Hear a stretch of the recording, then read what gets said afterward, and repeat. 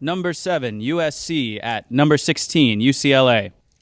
So we're on the West Coast, baby. Here we go.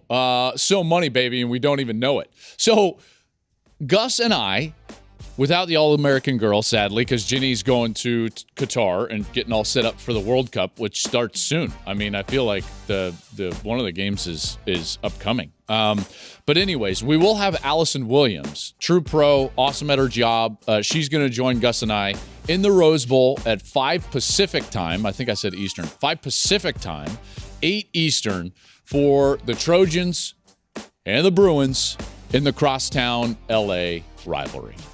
Can't wait for this game, partly because I think it's going to be a great game. I think that we're going to have a ton of points scored.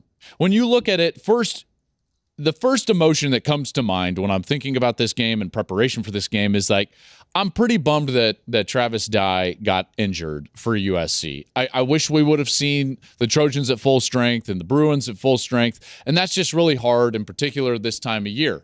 And also, it's a bummer because he was playing incredibly well.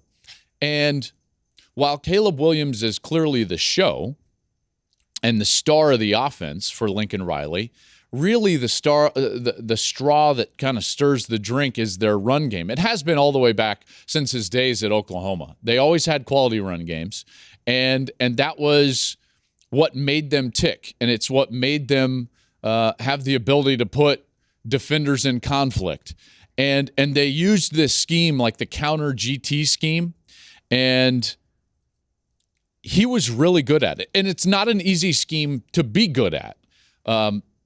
Either from the offensive line perspective or the running back perspective. It takes patience and takes great vision and then a real suddenness and a burst out of the back. So without Travis Dye, like, they're not as good, which is a bummer, right? You want to see them at their full strength. Now, are they still going to be able to score points? Yes, absolutely. They're still going to be able to score points because they're getting healthier at wide receiver, and they still have Caleb Williams. So here's Lincoln Riley bringing in the Trojans into the UCLA game in his first season. And I don't think that, listen, I know a lot of Trojan fans. Okay, I live here in Southern California.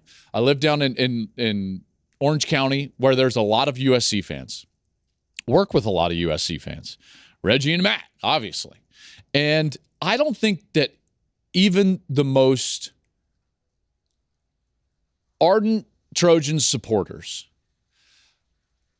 the biggest fans that USC has, not even they could wrap their mind around in year one, Lincoln Riley was going to have this team playing games late into November as one of, let's call it, 8 teams really alive for the college football playoff. I don't think that they even thought that was possible. And so here we are. And I think that because we start immediately debating resumes and how we got here and, oh, would they win an argument against Tennessee, or what happens if TCU loses? What we fail to realize, and by the way, you can also say this about Sonny Dykes at TCU, how about the job that Lincoln Riley has done at USC?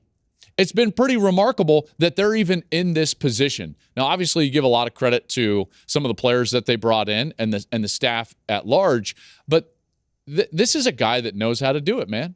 He knows how to coach, and he's done a marvelous job. And before I get into the rest of their game and matchup with UCLA, I just want to give out a huge shout out. He's not the only one. So when you look around, and listen, my alma mater's trying to hire a coach right now.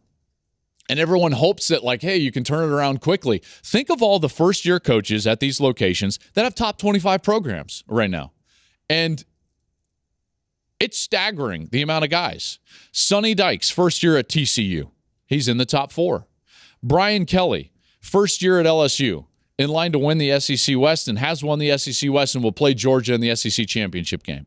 Lincoln Riley at USC. He's playing a November 19th game against UCLA in the crosstown rivalry with playoff implications. In the driver's seat to go to the Pac-12 championship game. Dan Lanning, first year at Oregon, first-time head coach. Now, granted, they fell out of contention for the college football playoff, but in line to compete for and potentially win the Pac-12 conference. Marcus Freeman at Notre Dame. some learning bumps, if you will, some developmental bumps, if you will, losing to Marshall, losing to Stanford, and what do you know? They look up at the end of the season. Here they are in the top 25 with a win over Clemson in a game that they absolutely handled. Kalen DeBoer, head coach at Washington.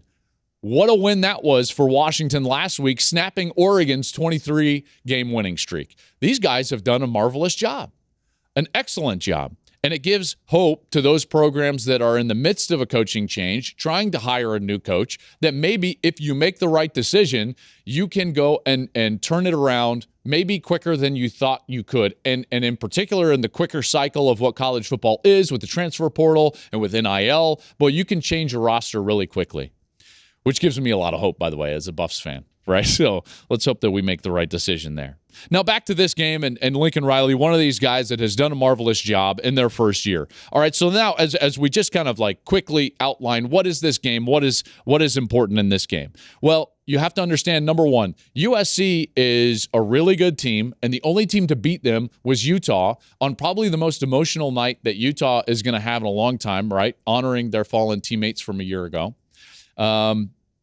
Their new helmets and everything. And it was an emotional night. There was an incredible crowd. And what did it take? It took a really good defending Pac-12 champion team to be at home in that environment and to go for two late in the game. Similar to my argument about Alabama last week. It's like, hey, listen, look what it took to beat Alabama. Well, the same can be said for USC. Look what it took to beat USC. 2-point conversion from Cameron Rising. They ultimately lose that game by a point.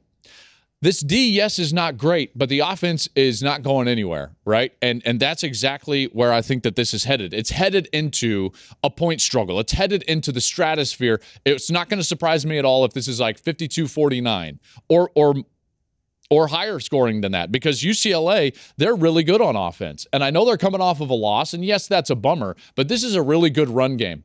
Zach Charbonnet is a heck of a back.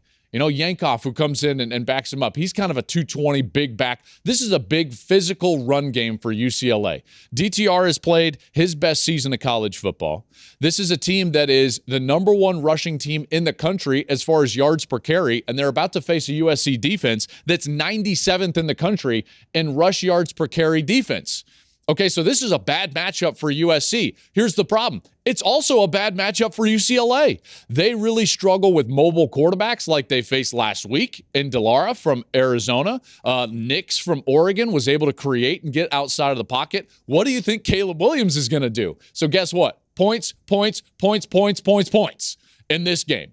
Not going to give you a pick, but I'm just going to tell you this one could be exciting. And by the way, Gus Johnson, everybody. Hey, thanks for watching. If you enjoy that clip, make sure you click subscribe somewhere down here. From game highlights to exclusive interviews and rankings, we've got everything you need as a college football fan right here, College Football on Fox.